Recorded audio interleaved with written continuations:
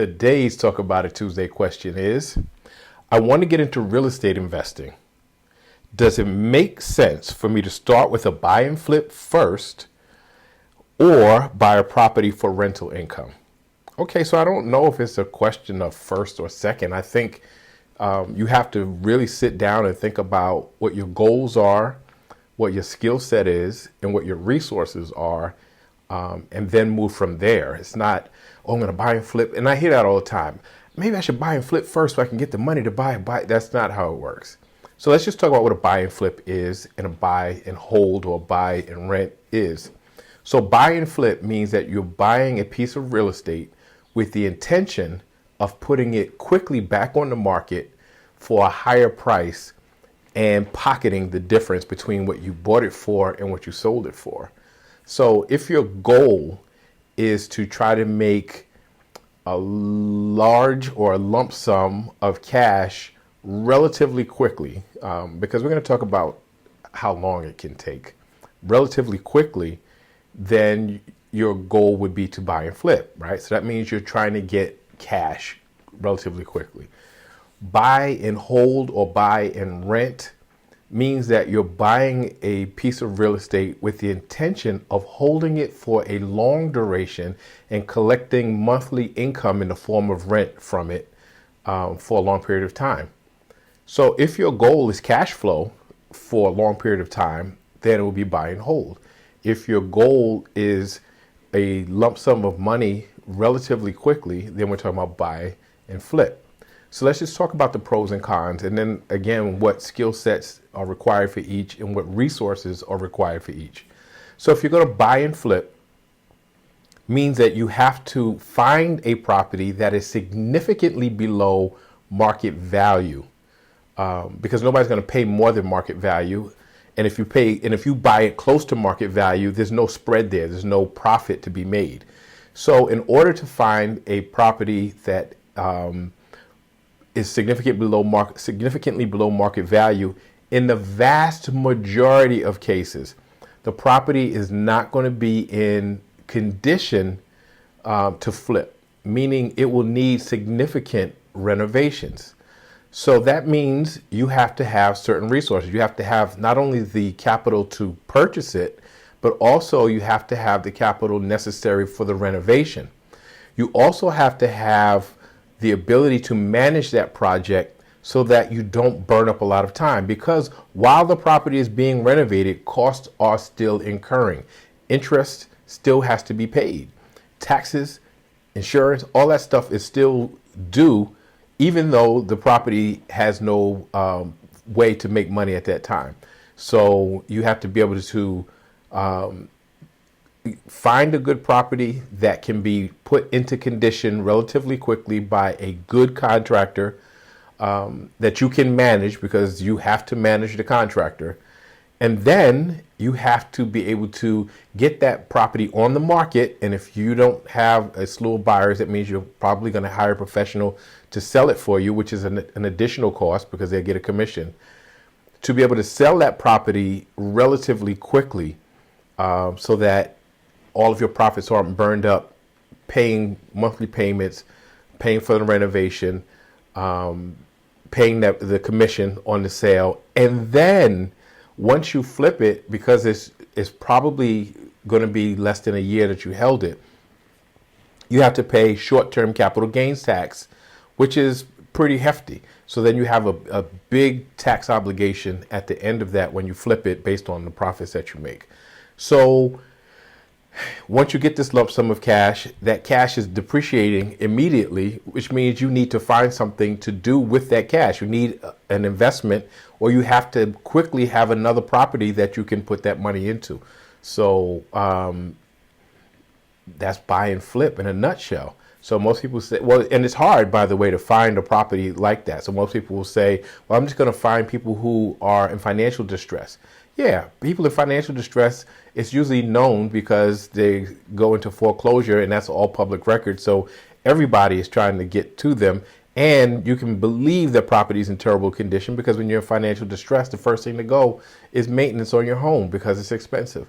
So that's buy and flip. Takes a certain amount of time, energy, resources, skills to be able to pull off. But now let's look at buy and hold. A whole different set of skills. Not totally different, but some of the skills are the same.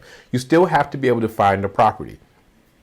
Now, you're probably not going to look for something that's significantly below market value because that's not of interest to you in the moment.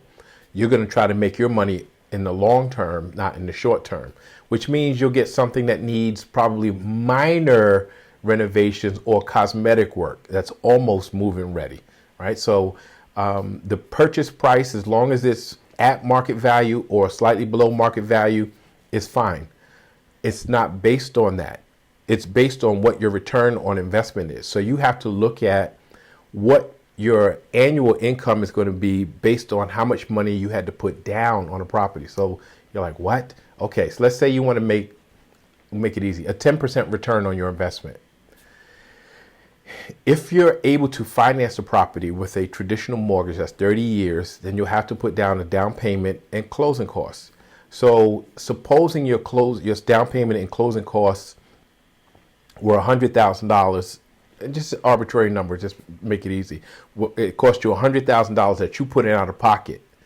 You want to be able to make 10% on that money annually, which means that you want to get $10,000 profit at the end of the year, right? And of course, 10% of whatever, or 15%, 20%, whatever it is. If you wanted 20% profit, then that's $20,000 that you had to get annually.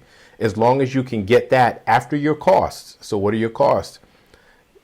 Taxes, insurance, mortgage, maintenance, whatever your operating utilities, whatever your operating costs are for that property, you'll subtract that from your rent. And as long as you get your desired return, then it's a good deal.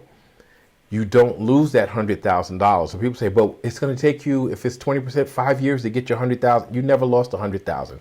That's in the property, right? So, and that's a difficult thing to explain for somebody who doesn't understand. That's an asset now that you own. And the asset value, that money's in the asset. So you turned it from cash into brick and mortar, but it's still there because you can always get it out if you sell it. And eventually if you refinance it when it has equity. So the pros of that, you get monthly income. The income should also cover your expenses, as including the cost of borrowing.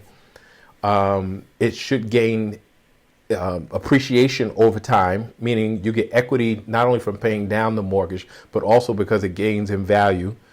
But here's the thing, you have to be able to manage the property.